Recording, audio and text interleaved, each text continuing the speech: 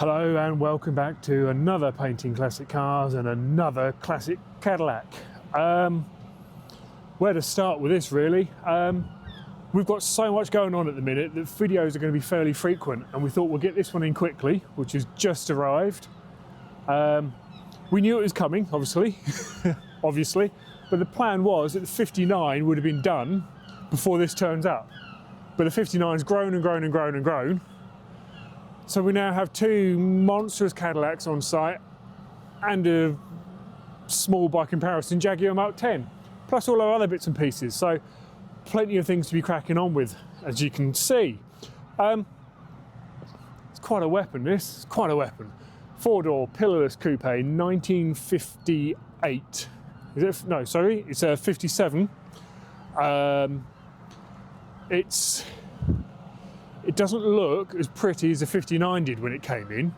There's plenty of scabby bits, as we'll go through in a minute, but we're confident that this has got a nice solid floor pan. We've had a good look through prior to bringing it in. It's had lots of little bits of paint work done, so it's very many different shades of pink. Looking forward to getting onto this. We are stripping all the paint off and going from scratch. So we thought we'd do this little video as it's here and it's dry, which is unusual at the minute. Just go down the obvious bits and pieces. You know, we've got blistering at the bottom of the doors, bottoms of the wings, a bit coming through up here. But by and large, it is actually quite a solid thing. And we open up inside here. I don't know how well this will come out because we've got failing lights now, but customers had all the carpet out because the carpet's a bit manky and a bit rotten. But the floor pans themselves, fair bit of surface rust, but they are solid and they're not patched up. And patched up, it's yeah, it's a big old unit. But what we're going to do, we'll add to this video quite soon, I'd imagine. We'll add actually to this video once we've got it inside tomorrow, and we'll have a good hunt through, see what we can find. Yeah, we'll keep you updated as this progresses alongside the 59 and the Mark 10. We've a hell of a lot of paint stripper on order.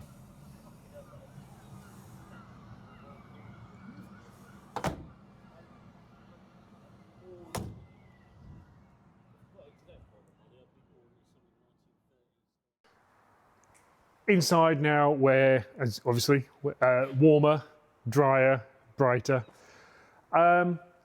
Series 62, 1957, Series 62 Saloon de Ville.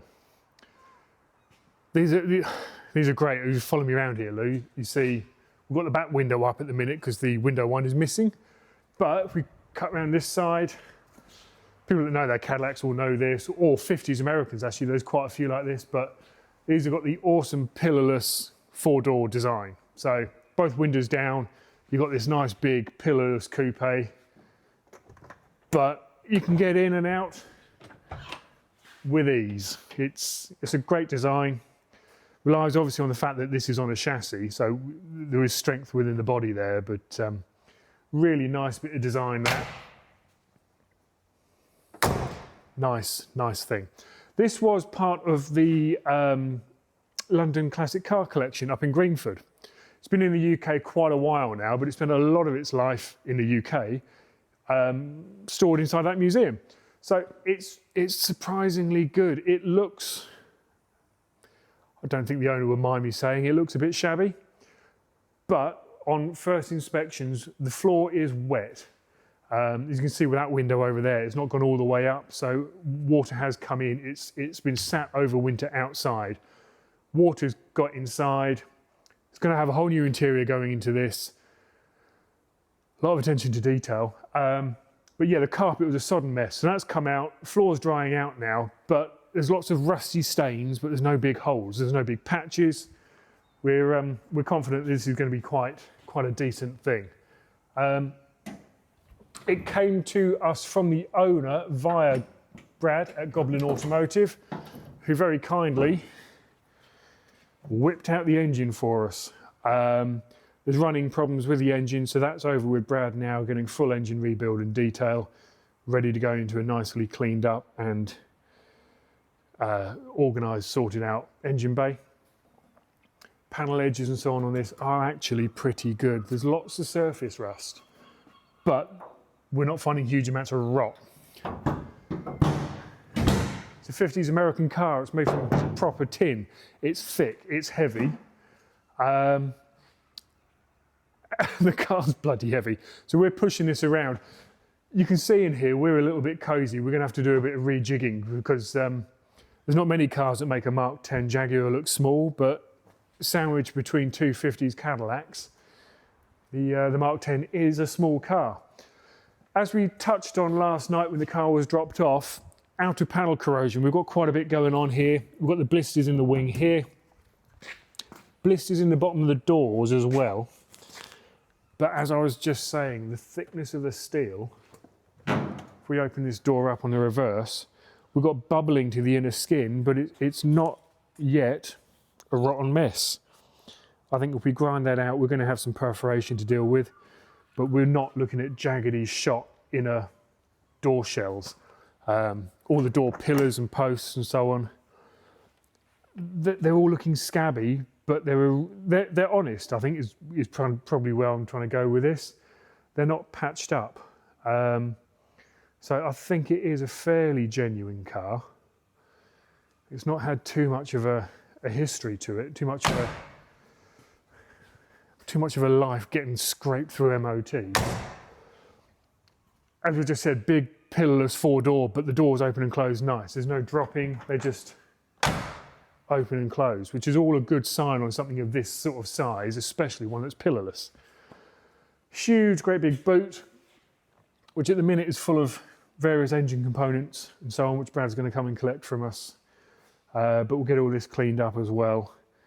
And again, there's no patches in here. Lots of rusty steel, but not rotten steel or patched steel. So the bright work obviously is going to let it down a bit when it's all painted up, but that's something the customer's going to be looking into sorting out himself, either while we've got it all off or possibly a little bit further down the line, because he's really going to town. It's a big car. There's a lot of hours go into this.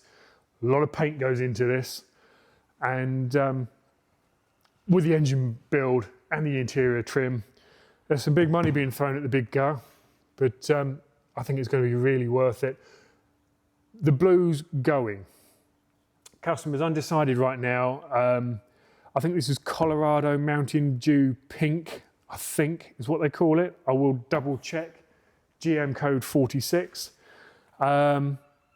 That's staying. We're keeping the original pink, the blue roof and the blue bits of trim inside all going either to a black or to a cream. We're waiting to hear on the customer's call for that. But just as you're around that side, Lou, you can see in the bottom corner of the windscreen at the back, a couple of big blisters. This side, the blisters kind of come away and we've got perforated. Well, no, sorry, it's not even perforated.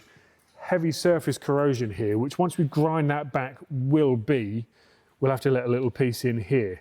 But they're not big holes, you know, that's still nice and solid. So we have high hopes for this to be, dare I say, a plain sailing build.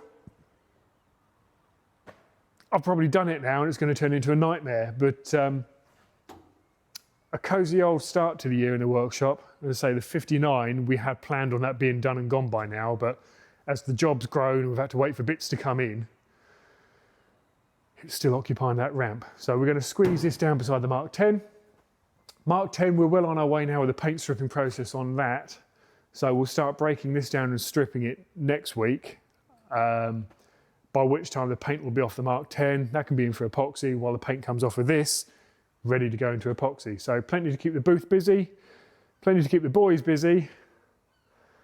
More videos coming.